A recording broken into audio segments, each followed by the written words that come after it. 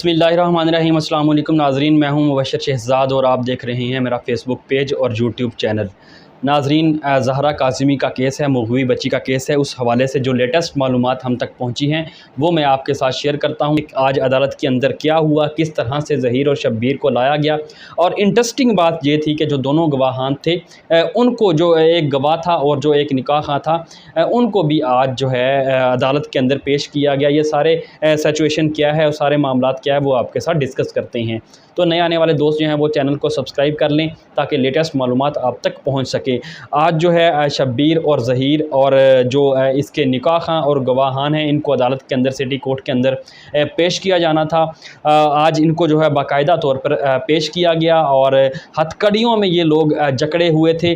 उस वक्त बड़ी हैरानगी हुई जब जो निकाह खां है और इसके साथ साथ जो असगर अली जो इसका गवाह है इस केस का, वो भी साथ आए। वहाँ पे बड़ी हैरानगी हुई देख करके ये लोग साथ क्यों, क्योंकि मैं आपको बताऊं कि लास्ट दिनों इन दोनों की ज़मानत हो चुकी थी और 1-1 लाख के मुचलकों के इवज़ इनकी जो है वो ज़मानत हुई थी, जिसके बाद इनको रिहा कर दिया जाना था। लेकिन आज जो है जब देखा को ये लोग जो है ये भी साथ ही उनके आए, तो यहाँ पे जो मुझे एक चीज़ लगती है वो यही है कि ये गरीब लोग हैं बेचारे, और ये बस इस मुसीबत के अंदर अब फंस तो चुके हैं लेकिन निकलना इनका भी मुश्किल नज़र आ रहा है। तो इनके पास जो 1-1 लाख के मुचलकों के इवज़ जो इनको ज़मानत मिलनी थी, आई थिंक कि इनके पास वो पैसे नहीं होंगे।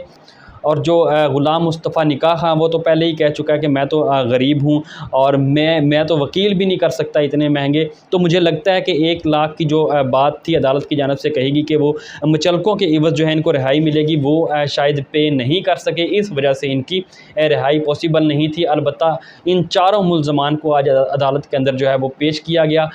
उसके बाद जो 6 मुल्ज़मान थे जिनके नाकाबिले गिरफ़्तारी वारंट गिरफ़्तारी जारी हो चुके थे, उनको आज जो है जब अदालत के अंदर पेश नहीं किया गया तो इस्तफ़सार किया गया अदालत की जानिब से। तो बताया गया कि क्योंकि सैलाब की सूरत हाल है पाकिस्तान के अंदर, तो इस वजह से रास्ते जो हैं वो ब्लॉक है, बंद है रास्ते, इस वजह से हम उनको गिरफ़्तार नहीं कर सकें, हमें डेट दी जाए। ये जो तफ्तीशी अफसर हैं उनकी जानिब से ये कहना था अदालत को।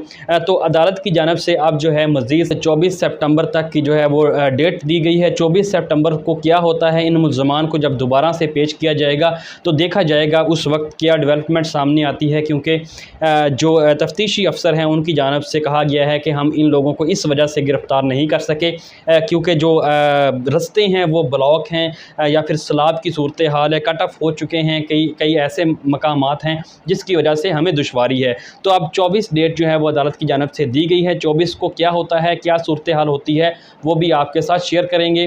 लेकिन देखना ये है कि अब जो है ये केस जो है किस तरफ रुख इसका होता है। जब ज़हीर और शब्बीर को गिरफ़्तार किया गया था और जब इसके अंदर दिफात शामिल की गई थी, 364A की दिफा शामिल की गई थी कमसन बच्ची को अगवा करने की, उसके बाद जितनी भी दिफात बाकी शामिल की गई थी, उसका मकसद चलान के अंदर यही था कि इन लोगों ने बाकायदा जुर्म किया है, जिसके बाद इनको जेल भेज दिया गया था। अब देखना यह है कि आने वाले दिनों में अदालत क्या फ़ैसला करती है। और तमाम तकरीबन इस केस को मैं आपको बताऊं कि 5 मंथ हो चुके हैं लेकिन अभी तक इस केस का फ़ैसला नहीं हो सका और इतना कॉम्प्लिकेटेड जो है ये केस को बना दिया गया है। और सोशल मीडिया के ऊपर लोग बार बार सवाल करते हैं कि आखिर इस केस का फ़ैसला कब आएगा, कब हमें पता चलेगा कि कौन जो है इसमें ज़िम्मेवार था और किसका सबसे बड़ा इसके अंदर गुनाह था।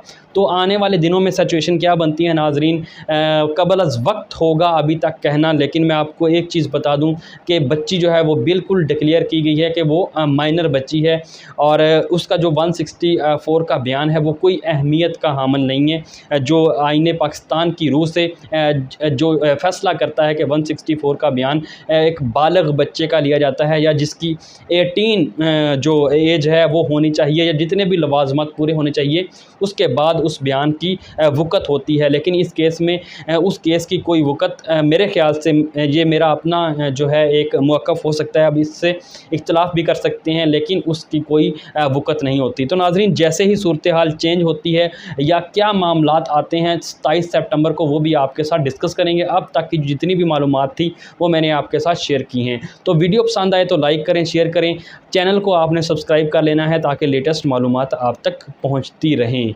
अब वक्त तक के लिए इतना ही। अपने दोस्तों का ख्याल रखिएगा। मुझे इजाज़त दीजिए। अल्लाह हाफिज़।